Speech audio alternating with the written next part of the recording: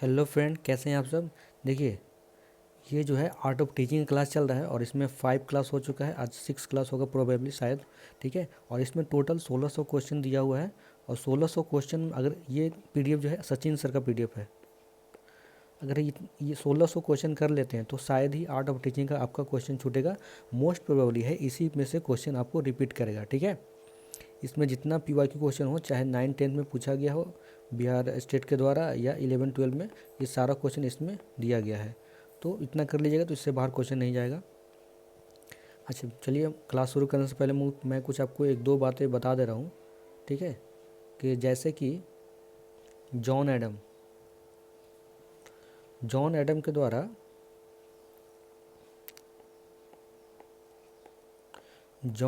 के द्वारा डाईपोलर का सिद्धांत दिया गया था।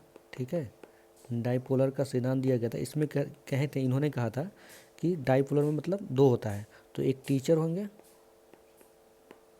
और दूसरा क्या होंगे, स्टूडेंट होंगे। ठीक है, लेकिन जॉन डेविड ने कहा था कि नहीं, डाईपोलर नहीं, ट्राईपोलर होते हैं। ठीक है, ट्राईपोलर होते हैं। और इसमें कौन कौन होते हैं, तो टीचर होते हैं। इन्होंने तीन, ट्राईपोलर का मतलब क्या होता है, 3 होता है। डाईपोलर का मतलब 2 होता है।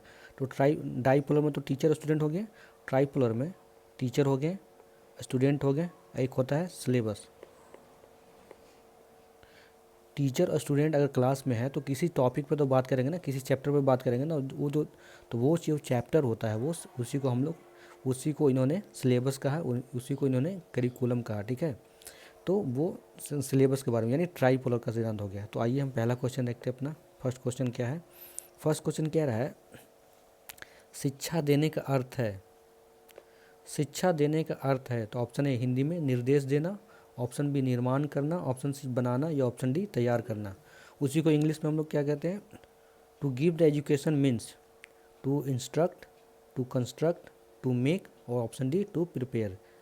ठीक है, तो इसका शिक्षा देने का अर्थ मतलब क्या होता है कि सिर्फ निर्देश देना। ठीक है, ऑप्शन ए इसका आंसर हो जाएगा, जो कि टू इंस्ट्रक्ट हो गया। अच्छा, एक बात याद रखिएगा, अगर सपोज डेट ये क्वेश्चन पूछा है और आपको आंसर बिल्कुल नहीं पता है, और सपोज डेट का स्टेटमेंट जो हो उसमें निगेटिव दिया हो, यानी कुछ बच्चे के बारे में दिया हो, जैसे कि suppose date a student class में फेल हो गया, तो ये किसकी जिम्मेदारी है। तो अगर उसमें क्वेश्चन में ये दिया रहेगा कि स्टूडेंट नहीं पढ़े थे इसलिए, तो ये स्टेटमेंट गलत हो गया। क्योंकि अगर स्टूडेंट अगर फेल होता है ना, तो ये सारी जिम्मेदारी किसका है, तो टीचर का है, कॉलेज का है, स्कूल का है, उस कैंपस का है। तो सारा जिम्मेदारी कैंपस का है, टीचर का है, क्योंकि उन्होंने सही से नहीं पढ़ाया होगा, इसलिए स्टूडेंट फेल हो गया। तो बेसिकली कहने का मतलब मेरा ये है कि अगर निगेटिव स्टेटमेंट आता है टीचर के बारे में, स्टूडेंट के बारे में, कि स्टूडेंट पढ़ने में वीक था या कमज़ोर था, तो ये स्टेटमेंट बिल्कुल गलत होगा। सारा जो जिम्मा जाएगा वो जाएगा टीचर पे। टीचर को सही से पढ़ाना नहीं है, इसलिए उन्होंने सही से नहीं पढ़ा और इसलिए स्टूडेंट फेल हो गया। आई होप कि आपको समझ में आ रहा है। तो बेसिकली यहाँ पे हो जाएगा। सेकंड नंबर क्वेश्चन देखते हैं, जस्ट अ सेकेंड।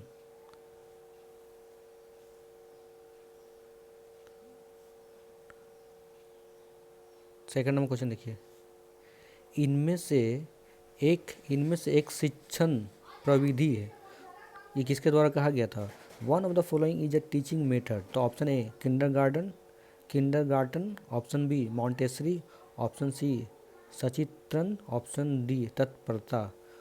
इंग्लिश में देख लीजिए, one of the following is the teaching method. तो option A kindergarten, option B Montessori, option C illustration, या ऑप्शन डी रेडीनेस। तो इसका जो आंसर हो जाएगा इलस्ट्रेशन, यानी सचित्रण। ठीक है, किंडरगार्टन का मतलब छोटे बच्चे के लिए है, गार्डन मतलब तो पता हो ना कि गार्डन मतलब बाग बगीचा हो गया उस तरह से, और किंडर मतलब छोटे बच्चे के लिए होता है। तो आई होप सेकंड का आंसर हो जाएगा, वो हो जाएगा सी। थर्ड नंबर क्वेश्चन देखिए, जीवित प्राणी की प्राकृतिक क्रिया है, तो natural activity of living being. तो ऑप्शन ए अधिगम, ऑप्शन बी शिक्षण, ऑप्शन सी अधिगम एवं शिक्षण, ऑप्शन डी इनमें से कोई नहीं। Option A learning, option B teaching, option C learning and teaching, या option D none of the. देखिए, मैं फास्ट इसलिए करवा रहा हूँ ना, इस समय बहुत कम बचा है और ये आपको 1600 क्वेश्चन आपको करवाना है। और जितना जल्द से जल्द आप कीजिएगा आपके लिए उतना ही बेहतर और आपके लिए फ़ायदेमंद रहेगा। ओके। तो जीवित प्राणी की प्राकृतिक क्रिया है, the natural activity of living being. तो ये क्या हो जाएगा, तो ये लर्निंग होता है, यानी बच्चे जो हैं जब से जन्म लेते हैं, बर्थ होता है उसका, और जब तक डेथ होता है, यानी जब से जन्म लेते हैं और लास्ट जब तक डेथ नहीं होता तब तक कुछ ना कुछ वो सीखते रहते हैं। तो थर्ड का जो आंसर हो जाएगा वो हो जाएगा ए। 4 नंबर क्वेश्चन देखिए, अंतर्वैयक्तिक उद्देश्य का संबंध। आई नो थोड़ा सा हिंदी का प्रोनाउंसिएशन थोड़ा टफ होता है, ऑप्शन इंग्लिश में देख लीजिए। Interpersonal objective is related to. तो interpersonal objective is related to किससे रिलेटेड है, तो ऑप्शन ए दूसरे से पारस्परिक संबंध, ऑप्शन बी भावना एवं मनोवृत्ति, ऑप्शन सी गत्यात्मक क्रिया, या ऑप्शन डी ज्ञान। तो इंटरपर्सनल ऑब्जेक्टिव जो है किससे रिलेटेड है, तो ऑप्शन ए इंग्लिश में ऑप्शन देख लीजिए, mutual relationship with other, option B emotion and attitude, option C dynamic and action, option D knowledge. तो इंटरपर्सनल ऑब्जेक्टिव जो है ना, म्यूचुअल रिलेशनशिप विथ अदर, यानी दूसरे से पारस्परिक संबंध, यानी एक दूसरे से सीखते हैं। ठीक है, 4 का आंसर ए हो जाएगा। 5 नंबर क्वेश्चन देख लीजिए, पाठ योजना में समान उद्देश्य। तो ऑप्शन ए दीर्घकालीन उद्देश्य की परिभाषित करते हैं, ऑप्शन बी तत्कालीन उद्देश्य की परिभाषित करते हैं, ऑप्शन सी कक्षा क्रिया को परिभाषित करते हैं, या ऑप्शन डी शिक्षक क्रिया को परिभाषित करते हैं। इंग्लिश में देख लीजिए, general objective in a lesson plan. Option A define long term objective, option B define immediate objective, option C define classroom activity, या option D define teacher activity. तो देखिए, ये लॉन्ग टर्म ऑब्जेक्टिव होता है, यानी लेसन प्लान में जो भी सीखते हैं सिखाते हैं वो काफ़ी समय तक उसको याद होना चाहिए, उसको यूज़ में आना चाहिए। तो ये हो जाएगा define long term objective, option A हो जाएगा 5 का, पाठ योजना में समान उद्देश्य। तो इसका ऑप्शन हो जाएगा दीर्घकालीन उद्देश्य को परिभाषित करते हैं। 6 नंबर क्वेश्चन देखिए, शिक्षण विधि जो शिक्षार्थी को वास्तविक समस्या में शामिल करता है, the teaching method that involve learner in a real problem. मतलब teaching method that involve learner in a real problem, यानी रियल प्रॉब्लम में डालते हैं। तो ऑप्शन ए कार्यभार, ऑप्शन बी परियोजना आधारित, ऑप्शन सी संगोष्ठी, या ऑप्शन डी ट्रूथ लेख। इंग्लिश में देख लीजिए, option A assignment, option B project based, option C seminar, option C dictation. ठीक है, तो इसका जो आंसर हो जाएगा प्रोजेक्ट बेस्ड। शिक्षण विधि जो विद्यार्थी को वास्तविक समस्या में शामिल करता है, तो प्रोजेक्ट बेस्ड अगर काम कीजिएगा तो आपको रियल प्रॉब्लम क्या है वो आपको समझ में आएगा। ओके, 6 का बी होएगा। 7 नंबर क्वेश्चन पे आते हैं हम लोग, विषय वस्तु निर्धारित करता है। तो ऑप्शन ए शिक्षण विधि, ऑप्शन बी शिक्षक की मनोवृत्ति, ऑप्शन सी शिक्षार्थी की भागीदारी, या ऑप्शन डी शिक्षक प्रभावशीलता।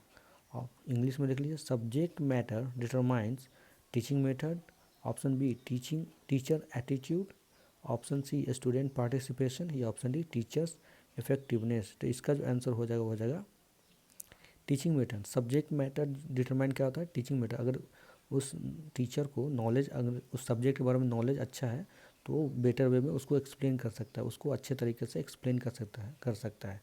तो विषय वस्तु निर्धारित करता है, तो क्या निर्धारित करता है, टीचिंग मेथड। 8 नंबर क्वेश्चन देखिए, छात्र छात्राओं को मिश्रित कक्षा में सहयोग उन्नत करते हेतु अच्छी विधि है, the best method to enhance cooperation in mix classroom is. तो मतलब बेस्ट मिक्स क्लासरूम में कौन सा ऐसा इसमें से फॉलोइंग में से कार्य किया जाए उसमें ज़्यादा से ज़्यादा कोऑपरेशन हो, एक दूसरे से सहयोग करें। तो ऑप्शन ए दलगत कार्य, ऑप्शन बी व्याख्यान, ऑप्शन सी प्रदर्शन, ऑप्शन सी सम्मिश्रित विधि। तो ग्रुप वर्क करने में एक दूसरे से ज़्यादा समझ पाएंगे, एक दूसरे से ज़्यादा सीख पाएंगे। ठीक है, तो 8 का जो आंसर हो जाएगा वो हो जाएगा ए।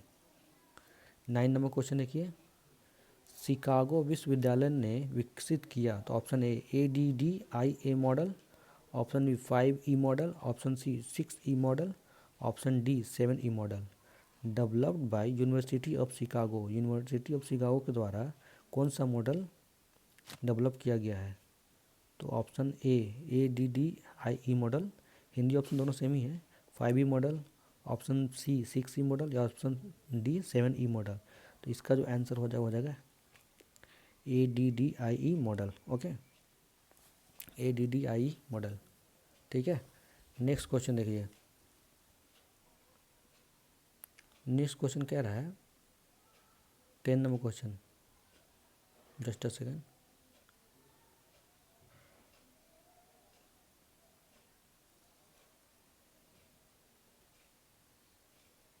अच्छा, इसका अगर इसका हम डिटेल में बात करें तो इसका क्या होता है फॉर्मूला, इसका जब डिटेल कीजिएगा फुल फॉर्म समझिए तो एनालिसिस, एनालिसिस, डी से डिज़ाइन, ओके, डी से डेवलपमेंट, डेवलपमेंट हो जाएगा, एंड आई से इम्प्लीमेंटेशन, इम्प्लीमेंटेशन, एंड उसके बाद इवेलुएशन। ओके, तो ये ADDIE मॉडल का फुल फॉर्म होता है, analysis, design, development, implementation and उसके बाद इवेलुएशन। ठीक है, ये किसके द्वारा लाया गया था, डेवलप किया गया था? तो यूनिवर्सिटी ऑफ शिकागो के द्वारा। 10 नंबर क्वेश्चन देखिए, शिक्षक शिक्षण के उद्देश्य निर्धारित करता है। तो ऑप्शन ए समान उद्देश्य लिखकर, ऑप्शन बी विशिष्ट उद्देश्य लिखकर, ऑप्शन सी प्रस्तावना उद्देश्य लिखकर, या ऑप्शन डी उद्देश्य कथन लिखकर। Teacher determine objective of teaching by. तो writing general objective, option B writing specific objective, option C writing introductory objective, या option D writing objective statement. तो ये हो जाएगा कोई खास, कोई उद्देश्य, कोई विशिष्ट उद्देश्य लिखकर शिक्षक शिक्षण के उद्देश्य निर्धारित करता है। तो 10 का जो आंसर हो जाएगा बी, राइटिंग स्पेसिफिक ऑब्जेक्टिव। ठीक है, 11 नंबर क्वेश्चन देखिए, सूक्ष्म शिक्षण का उपयोग किया जाता है। The micro teaching is used. तो ऑप्शन ए, देखिए जो माइक्रो टीचिंग होता है ना, ये सिर्फ शिक्षक के लिए होता है। माइक्रो टीचिंग जो होता है ये टीचर के ट्रेनिंग, एक तरह से कर लिए ट्रेनिंग के लिए, for training for teacher. Okay, तो ये तरफ टीचर के ट्रेनिंग के लिए होता है।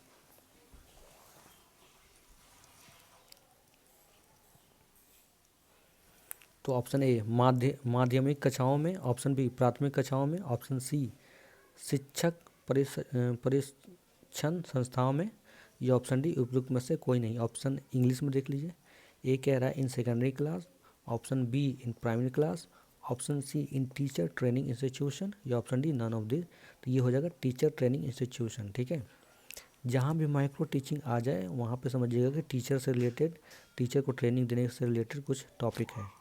ओके, आई होप कि आपको समझ में आ रहा है। 11 का आंसर हो जाएगा सी। 12 में क्वेश्चन देखिए, अभिक्रमित उद्देश्य अनुदेशन में पाठ्य वस्तु का क्रम होता है। तो in program instruction the sequence of content is. तो ऑप्शन ए मनोवैज्ञानिक, ऑप्शन बी शारीरिक, ऑप्शन सी दोनों बोल रहा है, या option D none of these हो जाएगा। तो इसका जो आंसर हो जाएगा साइकोलॉजिकल। ठीक है, मनोवैज्ञानिक। Programme instruction the sequence of content is, यानी अभिक्रमित अनुदेशन में पाठ्य वस्तु का क्रम होता है मनोवैज्ञानिक। ठीक है, साइकोलॉजिकल। 13 नंबर क्वेश्चन देखिए, कक्षा शिक्षण पूरा होने के बाद आफ्टर क्लासरूम टीचिंग श्याम पट्ट को किसी भी छात्र से साफ करवाना चाहिए। ऑप्शन बी शिक्षक को श्याम पट्ट साफ करना चाहिए, ऑप्शन सी श्याम पट्ट को वैसे ही छोड़ देना चाहिए, या ऑप्शन डी उपयुक्त में से कोई नहीं। इंग्लिश में देख लीजिए, the blackboard should be clean by the student. तो जहाँ पे स्टूडेंट का इन्वॉल्वमेंट हुआ तो सबसे पहले वो स्टेटमेंट कट कीजिएगा। ठीक है, ये स्टेटमेंट गलत हो गया, यानी कभी भी स्टूडेंट से कोई काम नहीं करवाना है। ठीक है, ना ही उसको दंड देना है। तो यहाँ पे स्टूडेंट के लिए नेगेटिव स्टेटमेंट आया, तो सबसे पहले इसलिए इसको स्टेटमेंट को कट किए हैं। ठीक है, ऑप्शन बी कह रहा है teacher should be clean the blackboard, तो ये सही है।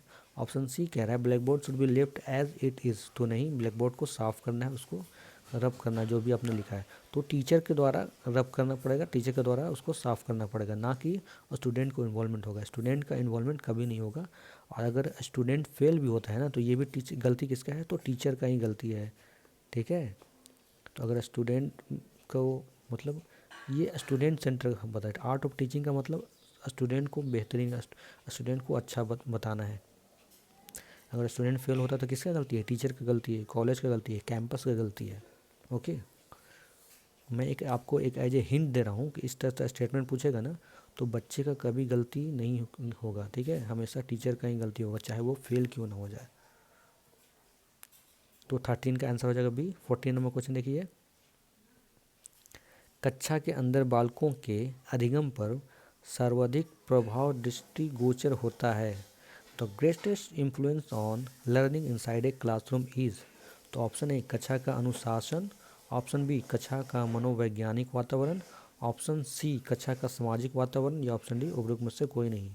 इंग्लिश में देख लीजिए, discipline of the class, psychological environment of the class, option C social environment of the class, या option D none of these. फिर से क्वेश्चन पढ़ दे रहे हैं, the greatest influence on learning inside a classroom is. ठीक है, तो ये किसके ऊपर होता है, तो जो इन्वायरमेंट है, साइकोलॉजिकल इन्वायरमेंट ऑफ क्लास का है ना, उसके ऊपर डिपेंड करता है। अगर क्लासरूम का जो है अच्छा है, तो बच्चे का पे जो प्रभाव होगा, बच्चे का जो पढ़ने का मन होगा वो अच्छा होगा। यानी बेसिकली जो है psychological environment of the class पे डिपेंड करता है।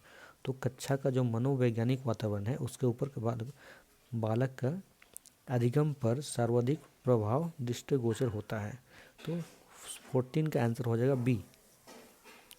15 हो जाएगा, समावेशी शिक्षा के मूल सिद्धांत है। तो ऑप्शन ए, इसमें से हर वर्ग के बच्चे शामिल हैं। ऑप्शन बी, समावेशन विविधता को महत्व देना। Option C A and B दोनों, या ऑप्शन डी उपयुक्त में से कोई नहीं। Basic principle of inclusive education. Inclusive का मतलब ही होता है, अगर इंग्लिश में इसको देखिएगा, इस वर्ड को इंक्लूसिव, इंक्लूसिव का मतलब सभी को, ऑल। ठीक है, सभी को, तो इसमें दोनों आ जाएगा। ठीक है, it include children from the every section. Option B में दे रहा है इट इंक्लूजन वैल्यू डाइवर्सिटी। तो इसका जो आंसर हो जाएगा वो हो जाएगा सी। 15 का आंसर हो जाएगा सी। 16 नंबर क्वेश्चन देखिए, पुस्तकालय एक ऐसी जगह है जहाँ पर, तो ये आई थिंक बहुत बेसिक क्वेश्चन है। ओके, है कि नहीं। पुस्तकालय, लाइब्रेरी इज प्लेस वेयर। तो ऑप्शन ए, ढेर सारी किताबें रखी जाती है। ऑप्शन बी, ढेर सारे खिलौने रखे हुए हैं। ऑप्शन बी, ढेर सारे कपड़े रखे हुए हैं, या ऑप्शन डी उपरोक्त में से कोई नहीं। Library is place where many book are kept, many toy are kept. Option C में दे रहा है मेनी क्लॉथेस आर केप्ट, या option D none of these. तो लाइब्रेरी में क्या होता है, बहुत सारा बुक रखा जाता है। ये रेक हो गया, इस पे बहुत सारे बुक को सजाया जाता है। तो इसका आंसर हो जाएगा ए, ढेर सारी किताबें रखी हुई हैं। निम्नलिखित में से कौन सा एक पुस्तक का प्रकार है। तो ऑप्शन ए, सामान्य पाठ्य पुस्तक। ऑप्शन बी, संदर्भ पुस्तक। ऑप्शन सी ए और बी, या इनमें से कोई नहीं।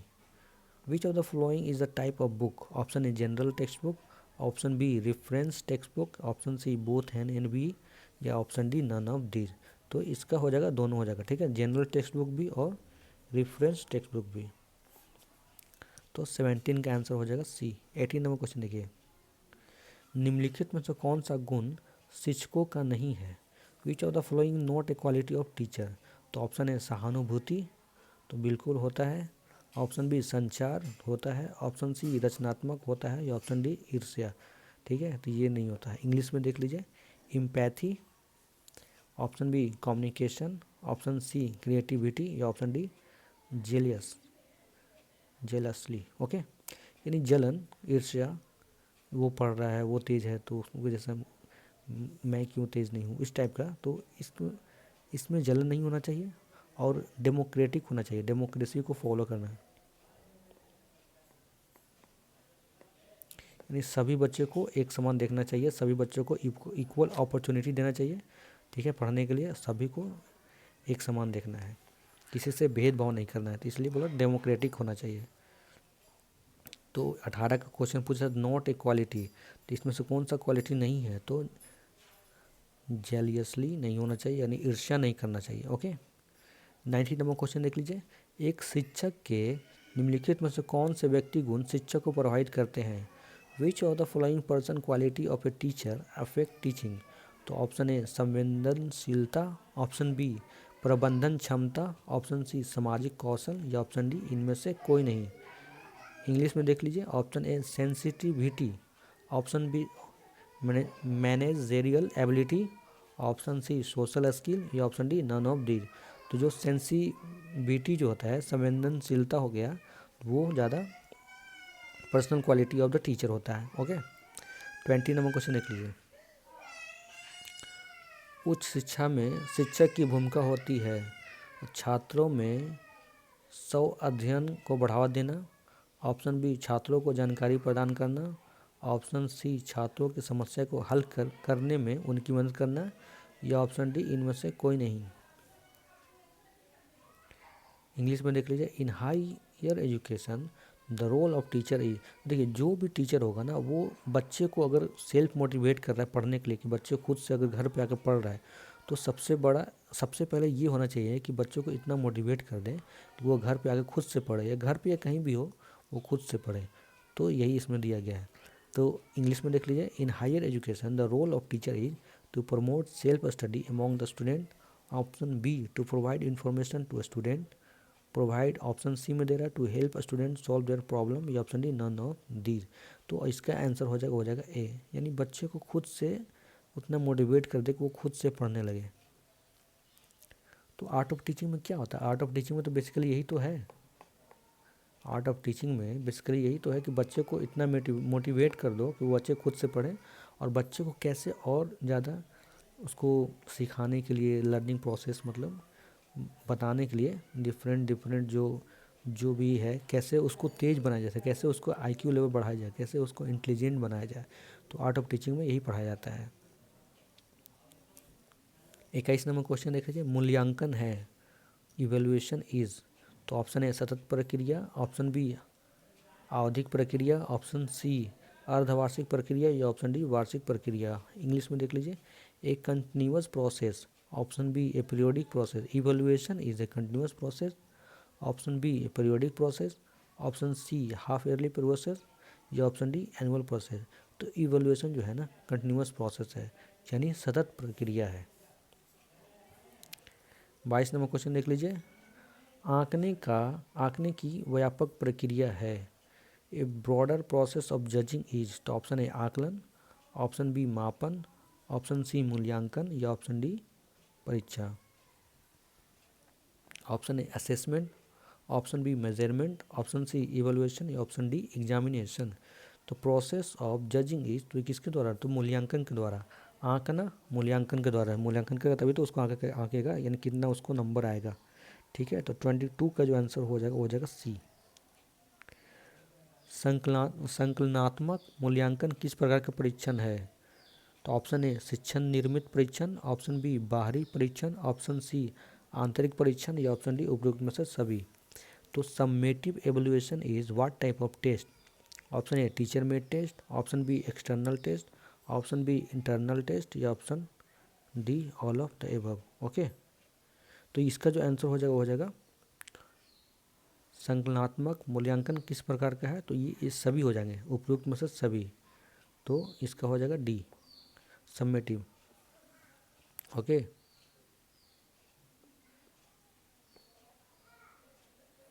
एक फॉर्मेटिव असेसमेंट होता है, एक समेटिव असेसमेंट होता है।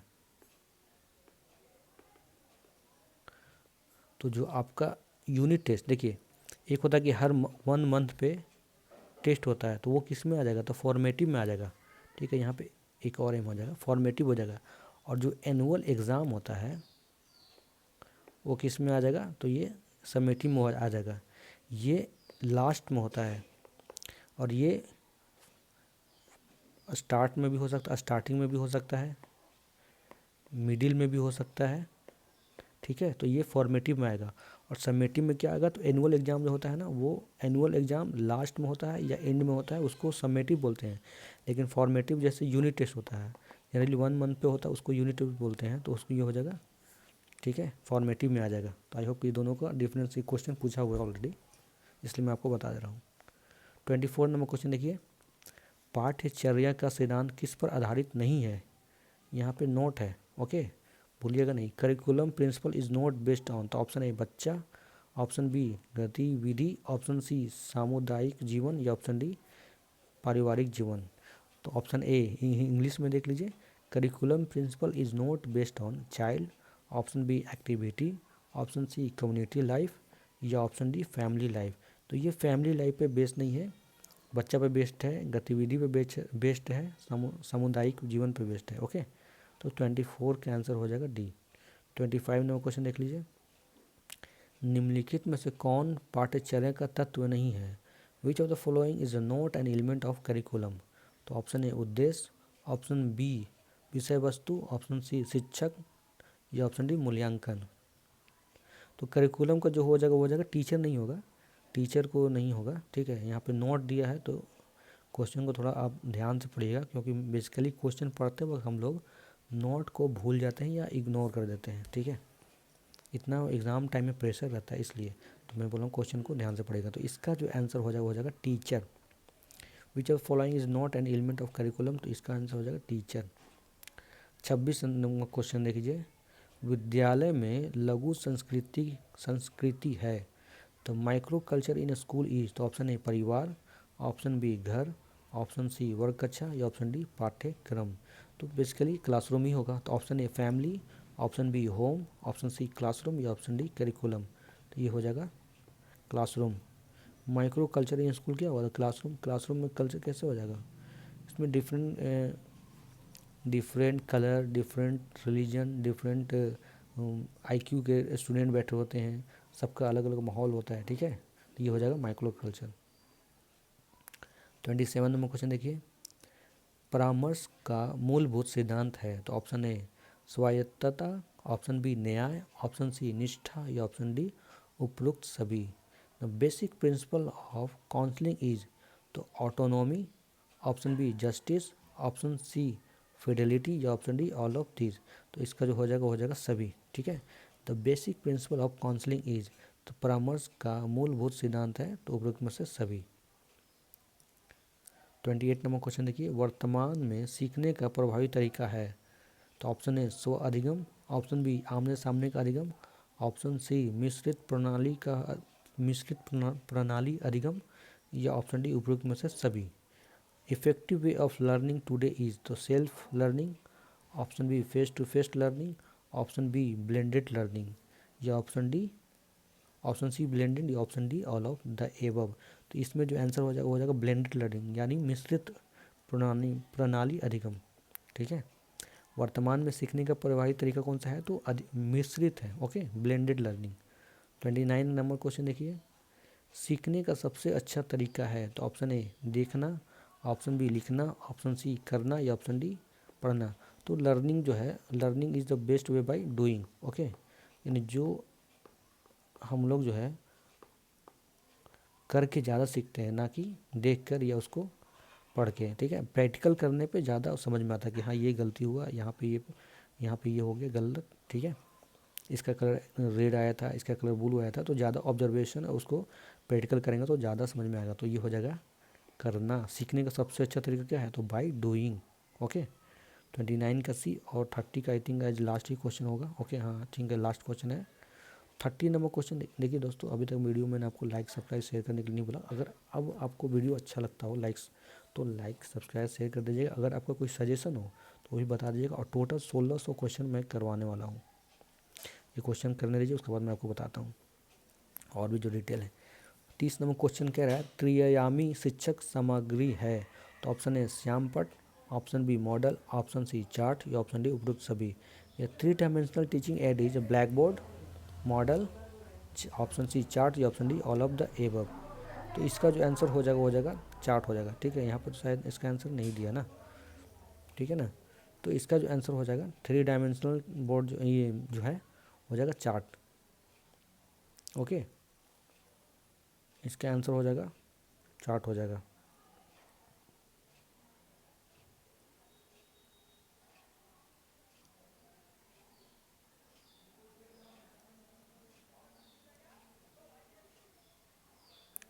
हाँ दोस्तों, मैं आपको कुछ बता रहा था, जैसे कि इसमें जो है ना, जस्ट अच्छा इसका आंसर रह गया ना 30 नंबर क्वेश्चन का, तो इसका जो आंसर हो जाएगा मॉडल। इसका आंसर इसमें नहीं दिया है, तो 3 डायमेंशनल टीचिंग एड जो है ये हो जाएगा मॉडल। ठीक है, मॉडल इसका आंसर हो जाएगा, यानी दोनों तो हिंदी इंग्लिश में मॉडल ही दिया है, तो 3 डायमेंशनल टीचिंग एड जो है वो है मॉडल।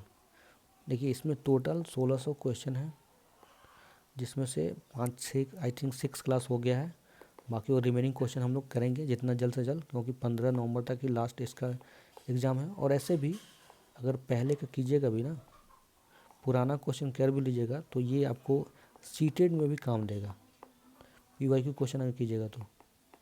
और इसके साथ साथ मैंने लूसेंट में जितना हिस्ट्री का पीवाईक्यू क्वेश्चन हो, चाहे वो यूपीएससी में आया हो, चाहे स्टेट पीसीएस में आया हो, चाहे एसएससी, रेलवे, एनडीए, ठीक है, ये सब जो है इसमें जितना पीवाईक्यू क्वेश्चन वो मैंने सारा करवा दी हूँ। अभी जो है बायो का क्लास चल रहा है, तो अगर आप इंटरेस्टेड हैं तो बायो का जितना पीवाईक्यू क्वेश्चन दिया हुआ है लूसेंट में, मोटी ऐसी बुक जो आती है वो सब करवा रहा हूँ। तो आप इंटरेस्टेड हैं तो आप वो लेक्चर देख सकते हैं। अगर आपको वीडियो अच्छा लगा हो तो like, subscribe, share. Thank you, have a nice day. ठीक है, आपका एग्ज़ाम अच्छा जाए।